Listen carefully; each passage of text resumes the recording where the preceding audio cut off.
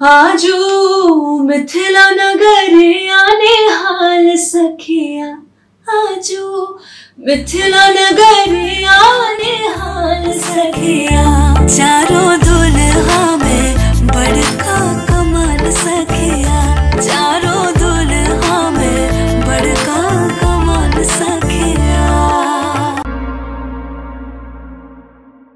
आज हमारे साथ मशहूर प्लेबैक सिंगर प्रिया मलिक जी मौजूद हैं। आइए जानते हैं उनसे उनके स्ट्रगल के बारे में और उनके सफर के बारे में। नमस्कार मैम, स्वागत है आपका। मैम, आपके सफर के बारे में और आपके बचपन के बारे में तो हम जानेंगे, मगर शुरू करते हैं किसी सॉन्ग से। अच्छा चलिए, बिल्कुल, क्योंकि मैं बिहार की बेटी हूँ और मिथिला से आती हूँ स्पेशल। मुझे बहुत गर्व होता है, मैं जहाँ जाती हूँ मैं यही कहती हूँ कि भाई हम पूरे बिहार के फुल बिहारन है। तो इन दिनों मैं अपने मैथिली और मतलब बिहारी फोक पर बहुत काम करने की कोशिश कर रही हूँ।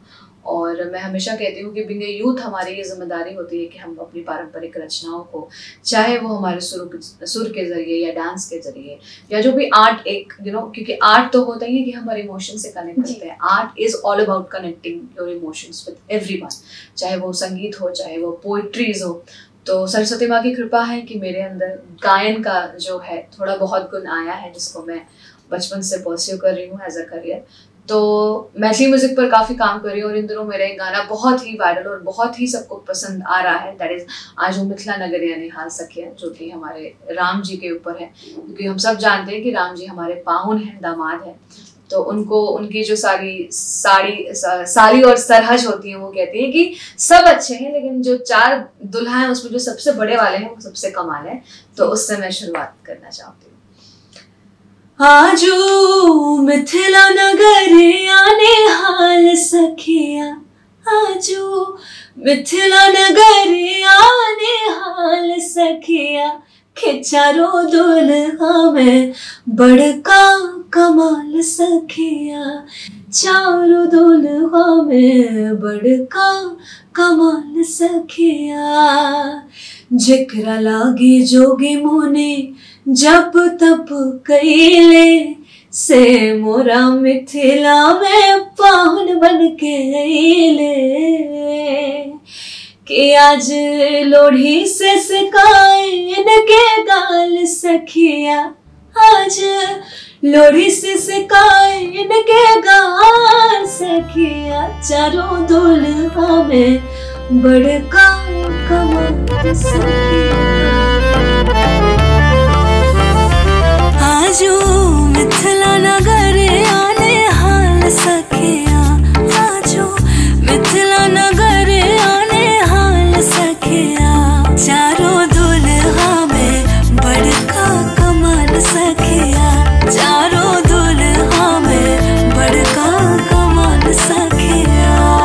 बहुत खूब। आपका ये जो गीत है, ये पारंपरिक गीत आपकी आवाज में और भी प्यारा लग रहा है। Thank you so much, thank you. Ma'am, हम आपसे ये जानना चाहेंगे आपका बचपन कहाँ बीता और किस तरह से आपका बचपन बीता? तो बचपन जो है हमारा इसी जगह, इसी धरती पटना की भूमि पर बीता है। और सुपौल जो है वो हमारा पैटर्न मतलब दादा घर हुआ। तो बचपन में हम हमेशा दशहरा पूजा या कोई फंक्शन हो तो हम आया जाया करते थे, स्पेशली दशहरा में, क्योंकि हमारी सुपौल में एक जगह आता है जगतपुर, जो कि हमारी कुल देवी का वो स्थान है, ज्वालामुखी का।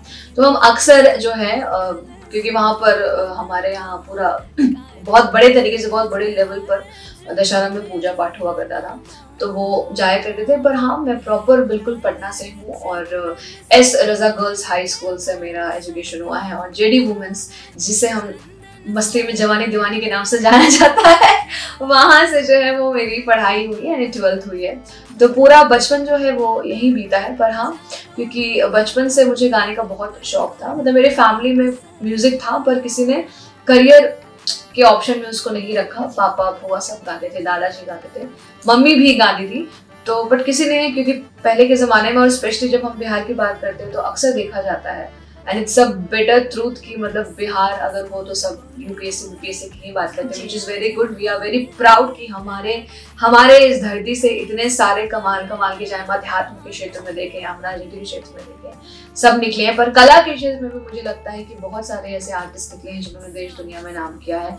उदित नारायण सर, जो कि हम सबके फेवरेट हैं, वो हमारे सुपौल से हैं। एक्टिंग के क्षेत्र में बात करें तो पंकज त्रिपाठी सर हैं, मनोज बाजपेयी सर हैं, बहुत सारे अनगिनत नाम हैं। है, पता नहीं कितना नाम हो, शारदा सिन्हा जी, जो हमारी बिहार की कोकिला मानी जाती है, जिन्हें हम देवी स्वरूप पूछते हैं, जिन्हें हम कल्पना पटवारी दीदी जी, अभी मैं जस्ट थोड़ी देर पहले उनसे मिली and I got so emotional because I've been grown up listening to her songs, और ऐसे भी उनसे मुलाकात हुई, बहुत प्यारी है वो, बाई नेचर और तो है ही, पर उनका गाना तो हम सब जानते हैं, पर नेचर भी उनका कमाल है।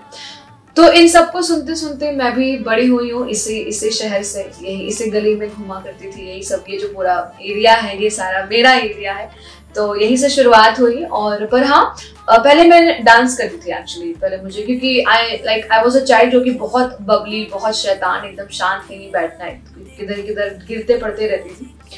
तो पर हाँ, मेरे अंदर म्यूजिक था, संगीत हमेशा से मुझे बहुत ज़्यादा उसने अपनी तरफ खींचा है। तो बचपन से ही मम्मी कहती थी कि जब मैं छोटी थी तो जैसे ही गाना हुआ करता था तो मैं खींच चली आती थी और डांस करने लगती थी। तो आई स्टार्टेड विद डांसिंग, मैंने भरतनाट्यम सीखा 1 साल, फिर कथक सीखा 2 साल, उसके बाद फिर मुझे सिंगिंग में ज़्यादा इंटरेस्ट आ गया, तो मैं अपने फैमिली फंक्शंस में गाया करती थी। मेरे पापा को पता चल गया कि इसके अंदर वो बात है कि मेरे पापा बहुत ज़्यादा, मेरी मम्मी दोनों बहुत ज़्यादा सिंगिंग को लेके उनका था कि मतलब बेटा या बेटी कुछ भी हो, हम फोर्स नहीं करेंगे कि तुमको करियर बनाना है, पर कुछ ना कुछ एक कला जो है वो आर्ट एक आने चाहिए। हाँ, बाकी तुम डिसाइड करो तुमको करना ही करना। देन वो फोर्स भी कि तुमको, तो मतलब हम चाहते हैं, तो होता नहीं, पेरेंट्स का भी होता है कि उनका अगर सपना नहीं पूरा हो पाए तो वो बच्चों में देखते हैं, बट मेरे पेरेंट्स तो हमेशा से बहुत ज्यादा सपोर्टिव है। उनका था कि तुम लोगों को जो करना है करो, पर उसमें बेस्ट करो, मतलब उसमें ऊपर देखते रहो, ऊपर ही बढ़ते जाओ, कभी फिर नीचे मत आना, मीडियोकर नहीं बनना कभी। तो ये फैमिली का बहुत सपोर्ट रहा। बिहारी बड़े शहर में जाके, माया नगरी जैसे शहर में जाके अपने आप को मतलब मेंटेन करते रहना और फिर आगे बढ़ते जाना बहुत डिफिकल्ट होता है।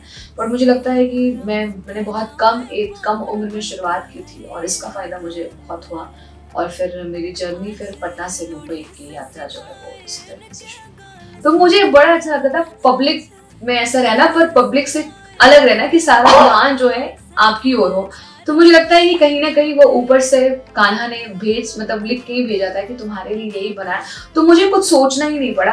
हाँ, मुझे थोड़ा मैं पढ़ाई में भी ठीक ठाक थी, तो मुझे थोड़ा स्पेस में बड़ा इंटरेस्ट होता था। मुझे मतलब प्लैनेट्स के बारे में जानने में थोड़ा, मतलब एस्ट्रोनॉट्स वगैरह बहुत मतलब मुझे अट्रैक्ट करते थे वो बहुत ज़्यादा। तो मुझे कभी कभी लगता था कि मैं एस्ट्रोनॉमी की इंजीनियर या कुछ ऐसा साइंटिस्ट टाइप की बनूंगी। उसको अचानक से मुझे बचपन में जो ख्याल आते हैं, क्योंकि मुझे प्लैनेट्स वगैरह बहुत ज़्यादा अच्छा लगता था। मैं दिन भर मतलब 2007-8 की बात है, उस टाइम यूट्यूब इतना ज़्यादा तो नहीं चला था, बट मैं बुक्स में भी बहुत ज़्यादा देखा करती थी, एनसाइक्लोपीडिया में सर्च किया करती थी।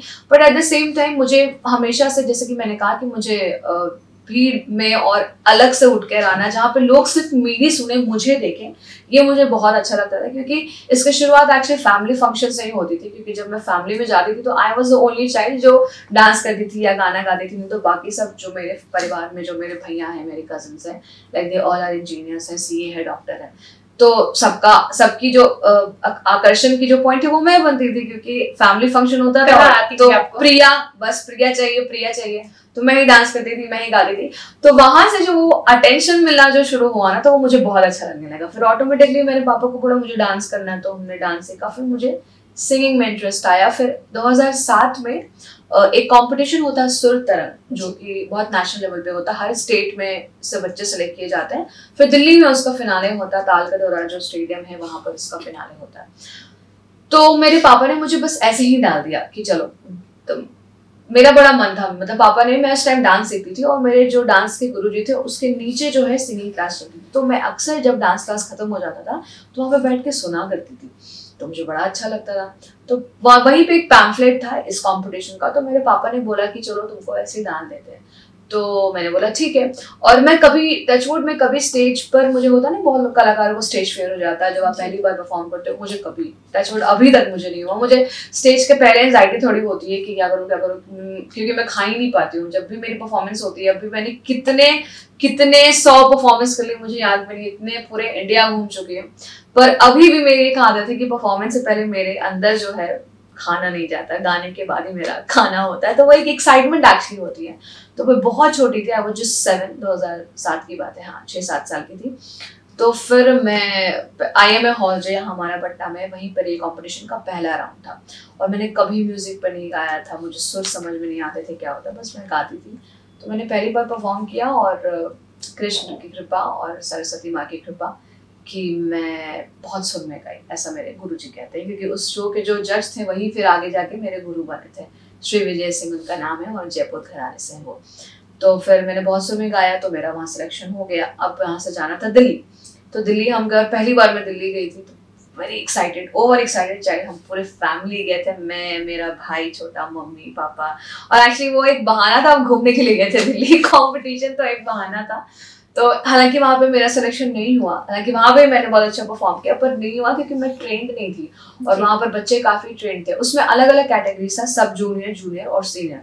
तो मैं सब जूनियर वाले में थी, पर वहाँ भी जो बच्चे थे वो छोटे से ही होता है ना, कोई 3-4 साल से शुरू कर देते हैं।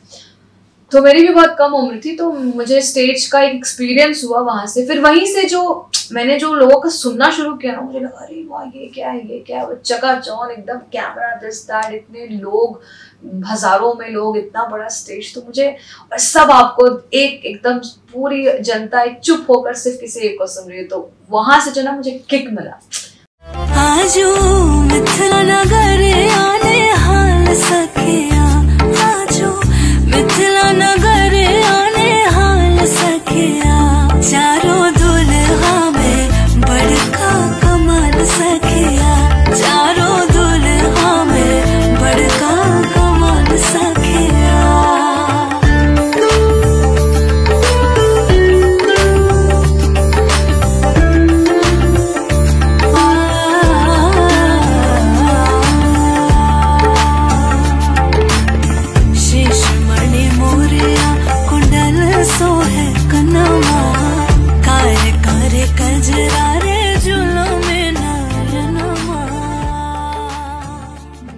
डांस और पढ़ाई और सिंगिंग तीनों, जैसे आपने बोला, काफी टफ हो जाता था। फिर भी पढ़ाई के साथ जैसे जैसे क्लासेस बढ़ते हैं वैसे वैसे जिम्मेदारियां बढ़ जाती हैं, प्रेशर बढ़ता है। उसमें सिंगिंग के साथ कैसे मैनेज किया आपने पढ़ाई को? एक्चुअली हाँ, आई डोंट नो कैसे ऊपर हो जाता था। जैसे मैंने कहा कि मुझे एक्सप्रेस और इम्प्रेस दोनों मैं बिलीव करती हूँ। तो मुझे ऐसा था कि मुझे पढ़ाई में भी मतलब ये नहीं करना है कि मैं कमजोर हो गई या मैं फेल कर गई, तो मैं बहुत कॉन्शियस रहती थी, तो मैं मैनेज कर ले रही थी। एक्चुअली मुझे लगता है कि म्यूजिक अपने आप में कितना बड़ा किक है, थेरेपी है, कि उससे आपका दिमाग और फास्ट चलता है। आप भी महसूस करेंगे, जब हम दुखी होते तो हम म्यूजिक सुनते हैं, जब हमें मोटिवेशन चाहिए होता है तो हम म्यूजिक सुन के मोटिवेट होते हैं, गुस्सा आता है तो भी म्यूजिक सुनते हैं, वर्कआउट करना होता है तो भी म्यूजिक सुनते हैं। तो मुझे लगता है कि ये मेरे लिए एक प्लस पॉइंट था। ये मेरे लिए म्यूजिक ने हमेशा से मेरे लिए एक पावर बूस्टर का काम किया है, तो उसके वजह से मेरा दिमाग और चलता था। तो मैं मैनेज कर ले रही थी अपना रियाज का टाइम। हाँ, थोड़ा रूटीन, ऑफ कोर्स अब मैं आती हूँ रूटीन पर कि कितना इंपॉर्टेंट होता है लाइफ में रूटीन। तो रूटीन उस तरीके का मेरे पापा मम्मी ने बनाया था और मैं बच्ची थी पर फॉलो कर लेती थी। तो सुबह 4 बजे उठते थे रियाज करने के लिए, तो 2 घंटे का रियाज तो बिल्कुल है, क्योंकि वो कम नहीं होना चाहिए और पढ़ाई भी कम नहीं होना चाहिए। हालांकि मेरे मम्मी पापा का इतना नहीं था, उनको पता था कि प्रिया सिंगिंग में ही जाएगी, क्योंकि मैंने उस टाइम से डिसाइड कर लिया था कि मैं सिंगिंग ही करूंगी जो करना है। पर हाँ, मुझे था कि मुझे कमजोर भी नहीं दिखना है क्लास में, क्योंकि मुझे अच्छा लगता था सबके बीच में। ऐसे भी मैं अपनी सिंगिंग की वजह से ऑलरेडी क्लास में आ गई थी, बट मुझे लगता था कि ठीक है भाई 95% 96% नहीं आऊंगी, बट कम से कम 80-90 के बीच तो रहूँ, जो कि मैं रहती थी। तो एक आध बार कभी मतलब बहुत, अगर मैं 1-2 बार मुझे याद है कि मेरे बहुत कम मार्क्स आए थे, मतलब मुझे 65 या कुछ ऐसे आए थे CBSE में। हाँ, तो मैं बहुत रोई थी, क्योंकि एक्चुअली मैंने क्लास अटेंड ही नहीं किया था, मेरे वर्कशॉप चल रहे थे, तो मैं बाहर चली गई थी वर्कशॉप करने के लिए। हाँ, तो उसके बाद फिर मैंने वापस से बोला नहीं, मैं और रूटीन टाइट करूँगी और बांटूंगी कैसे कैसे क्या करना है। तो सुबह 4 बजे रियाज होता था, फिर 6 बजे स्कूल होता था, फिर 6 से 12 या 1 स्कूल से आने के बाद फिर अपना लंच करना, थोड़ा रेस्ट करना, फिर शाम में थोड़ा बाहर भी जाती थी खेलने के लिए, ताकि ये भी तो दिमाग को भी तो थोड़ा जरूरी है ना, आपको फ्री टाइम थोड़ा सा, और खेलने से दिमाग और बढ़ता है, तो थोड़ा खेलने का टाइम। फिर शाम का रियाज मिस नहीं होना चाहिए, तो 6 से 7 शाम का रियाज। उसके बाद फिर होमवर्क करके फिर सो जाती थी। तो ये रूटीन कई सालों तक मेरा चला, जो कि मुझे बहुत हेल्प किया अपने हर चीज़ को बिल्कुल मेंटेन करने में और उसको बना के रखने। जी, जैसा कि आपने बताया आपने 7-8 साल की उम्र से ये डिसाइड कर लिया था कि आपको सिंगिंग में जाना है और इतना टफ रूटीन आप फॉलो करती थी, तो कभी ऐसा ख्याल नहीं आया कि क्या यार क्या पढ़े हैं इसमें, छोड़ो इसे, ऐसा कुछ? हाँ, कभी कभी पढ़ी नहीं, मतलब हाँ थोड़ा कुछ चीजें हैं बचपन की जो मैं मिस करती हूँ। मतलब जैसे होता है कोई एकदम बोलते हैं ना हमारे यहाँ एकदम बेधड़क बच्चा सब होता है जो माँ मिट्टी में मैला हो के 5-6 घंटा खेलते रहता है, फिर आके थापड़ भी पड़ता है। तो ये सब चीज जब मैं बच्चों को देती थी तो मुझे थोड़ा सा लगता था कि थोड़ा सा बचपन जो है वो कहीं ना कहीं मतलब थोड़ा कभी कभी ख्याल आता था। फिर मुझे लगता था कि शायद मैं इस चीज के लिए ही बनी हूँ, क्योंकि मैं खुद ही कहती हूँ कि मुझे क्राउड से कुछ अलग करना है। तो जब मुझे अलग करना है तो फिर मैं बाकी बच्चों के जैसे कैसे बिहेव कर सकती हूँ? मैं नॉर्मल तो हूँ नहीं, मैं अब नॉर्मल हूँ, तो अब नॉर्मल हूँ तो फिर उसके जैसा बिहेव भी करना पड़ेगा। तो डेफिनेटली जो सारे बच्चे करते वो मैं नहीं कर सकती थी। बट हाँ, जो भी मेरा टाइम मिलता था मेरा ये था कि I am and I will be a very funny girl, very मतलब बहुत लाइवली एकदम, कि मैं हर मोमेंट को जीने की कोशिश करती थी। तो मुझे जितना टाइम मिलता था मैं उसमें ही मस्ती कर लिया, फैमिली के साथ या कभी दोस्तों के साथ, जो भी छत वत पे चली गई, पकड़ा पकड़ी, ये सब जो हमारा गेम होता है, कित कित गेम होता है, जो कि मैं बहुत मिस करती हूँ मुंबई में।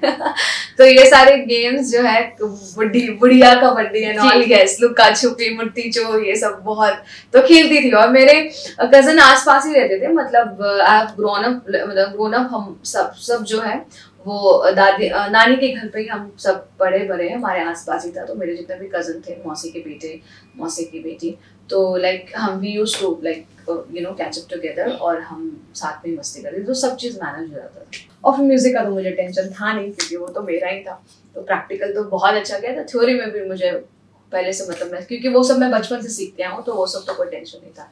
तो इस तरीके से मेरे 12th की जो ये एक अतरंगी जर्नी है हुआ। और उस टाइम में मुझे याद है कि कुछ हम सब जानते हैं कि कुछ उस टाइम पिछले साल से बहुत ज्यादा बिहार को लेके वो कुछ हुआ था न्यूज का, मुझे नाम नहीं याद आ रहा है, जो मतलब ऊपर नीचे बहुत सारी परसेंटेज की हो गई, हुआ था, हाँ टॉपर को लेके एग्जैक्टली। तो बहुत स्ट्रिक्ट चेकिंग हुई थी। तो मुझे ये राजकीय जो है वहीं पर हमारा सेंटर पड़ा था, तो बहुत स्ट्रिक्ट चेकिंग, और सबका कहना था कि इस बार चेकिंग भी बहुत स्ट्रिक्ट होगी। और एक्चुअली में हुई थी, कि मुझे याद है कि यहाँ हमारे कॉलेज में आर्ट्स में मतलब बहुत मुश्किल से लड़कियों का फर्स्ट डिवीजन आया था, तो बाकी सारी फेल, नहीं तो थर्ड, नहीं तो सेकंड। और हमें बहुत डर था कि हमने इंग्लिश में लिखा है, बट मैं तो हैरान हो गई थी दैट मुझे 65% मार्क्स आए थे पढ़ने के बाद। बिहार बोर्ड में 65% इज लाइक वाओ। और आर्ट्स में मैं टॉप की थी मेरे कॉलेज में, मैं और मेरी फ्रेंड आलिया, हम तीनों 2-3 लोग थे जिसके 65-66 ऐसे थे।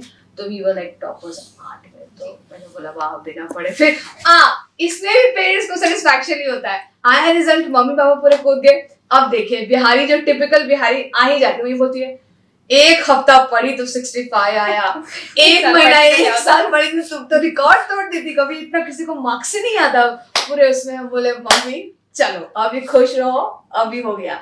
फिर 12th के बाद जो है, जब मैं मुंबई शिफ्ट हुई तो मुझे ओम शांति ओम मिल गया।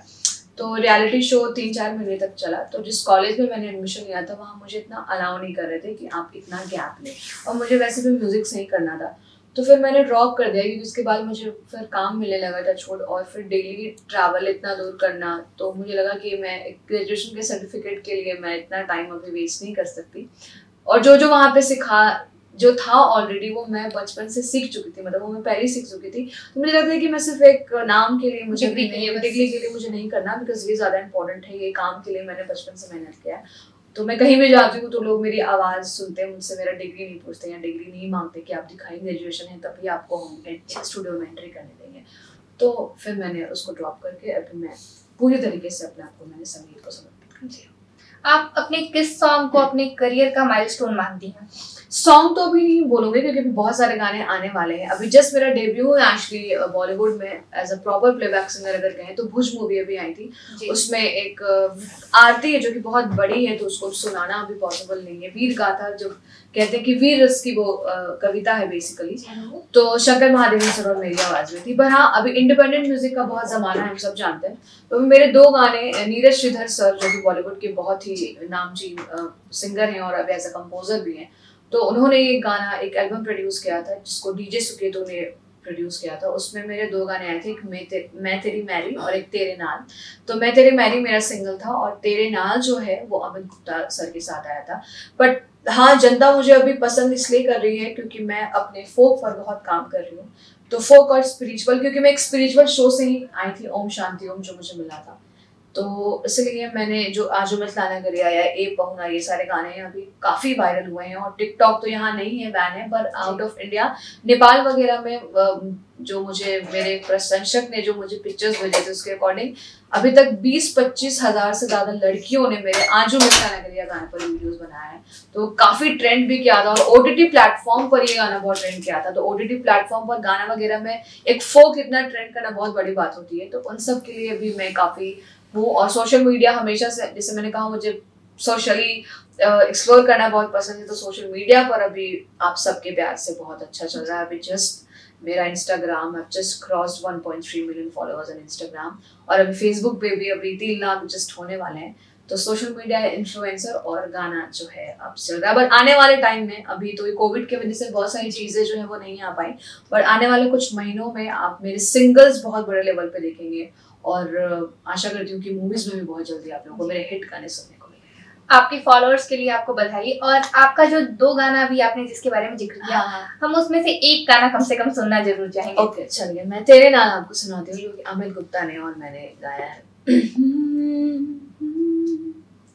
चढ़ी है ऐसी दिल में खुमारी, करूं मैं प्यार तुझे सज धज के, भूलूं मैं सारी दुनिया दारी, साथ चलूं मैं तेरे सज धज के, हो रे दे नादानी baby, oh you look so stunning, तू दीवाना मैं दीवानी, अब जो हो सो हो, मुश्किल हो आसानी, दरिया का हम बहता पानी, दिल हुए है आसमानी कहे उड़ने को, मैंने तो तेरे नाल नाल नाल रहना, महीना तेरे साल तेरे नाल रहना, मैंने तो तेरे नाल नाल नाल रहना, महीना तेरे साल तेरे नाल रहना। वाओ, बहुत खूब।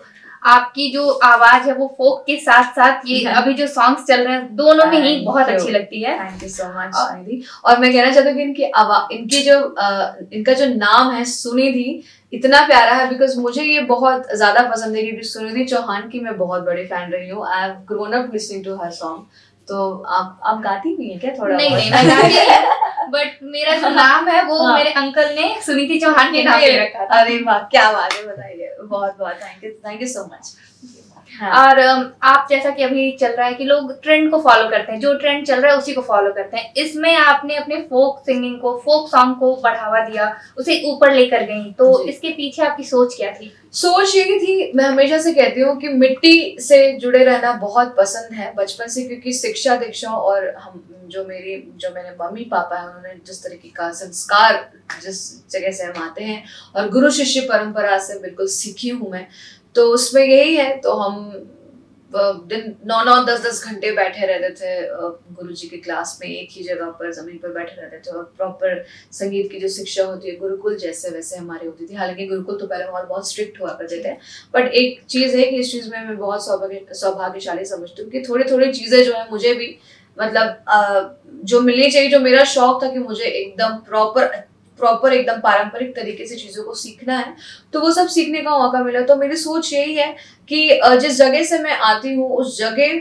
का सिर्फ नाम ही ना हर जगह ऊंचा करूँ, उसकी जो रचनाएं हैं, जिस चीज के लिए वो जाना जाता है, वो भी लोगों के सामने आए, चाहे वो मैथिली हो चाहे वो भोजपुरी हो। और मुझे लगता है कि बिहारी सिर्फ लिट्टी चोखा के लिए नहीं फेमस है, लिट्टी चोखा के लिए तो फेमस है ही, पर यहाँ की जो रचनाएं हैं, यहाँ की जो पारंपरिक चीजें हैं, चाहे हम मधुबनी पेंटिंग की बात करें, या हम मिथिला संगीत की बात करें, या हम भोजपुरी संगीत की बात करें, बहुत चीज है। और बहुत सारे आर्टिस्ट यहाँ के भिखारी ठाकुर, विद्यापति, जो उनके प्यारे शब्दों की जो खुशबू है जो हमेशा अमर रहेगी, वो ना कि सिर्फ बिहार के बच्चों तक आए, क्योंकि यंग जनरेशन को मुझे लगता है बहुत कम पता है, क्योंकि मैं खुद भी अब रिसर्च करना मैंने स्टार्ट किया है। पर ना कि सिर्फ बिहार के बच्चों को, हर जगह को पता चले कि असली जो बिहारी म्यूजिक है, असली जो बिहारी कल्चर है, जो कि और एक्सप्लोर होना चाहिए। हालांकि बहुत एक्सप्लोर हुआ है, शारदा सिन्हा जी ने उसको कैरी किया है, कल्पना पटवारी जी ने उसको कैरी किया है, बहुत सारे फोक सिंगर्स हैं जिन्होंने कैरी किया है। तो हमारी जिम्मेदारी बनती है कि वो जब लेके चल रही है तो हम भी उनसे, उनका हाथ पकड़कर उनके साथ चलकर इसको और दुनिया, देश दुनिया हर जगह लेके जाए। चलते चलते एक बार हमारे दर्शकों के लिए कोई मैसेज आप देना चाहें? दर्शकों के लिए यही पहला मैसेज कि द फुल वॉल्यूम को फॉलो करिए, सब्सक्राइब करिए और अपना बहुत ज्यादा प्यार दीजिए। और यंगस्टर्स के लिए यही, मैं तो खुद ही यंग हूँ पर जो आने वाले और जो लोग हैं, जो एकदम अभी बच्चे हैं, उनके लिए बस यही मैसेज है कि जैसे मैंने अपने ड्रीम्स को फॉलो किया तो आप भी अपने ड्रीम्स को फॉलो करिए। बट हाँ, मुझे पता है कि हर घर की एक कहानी नहीं होती है, कभी आपके पेरेंट्स सपोर्ट करते हैं, कभी नहीं करते हैं।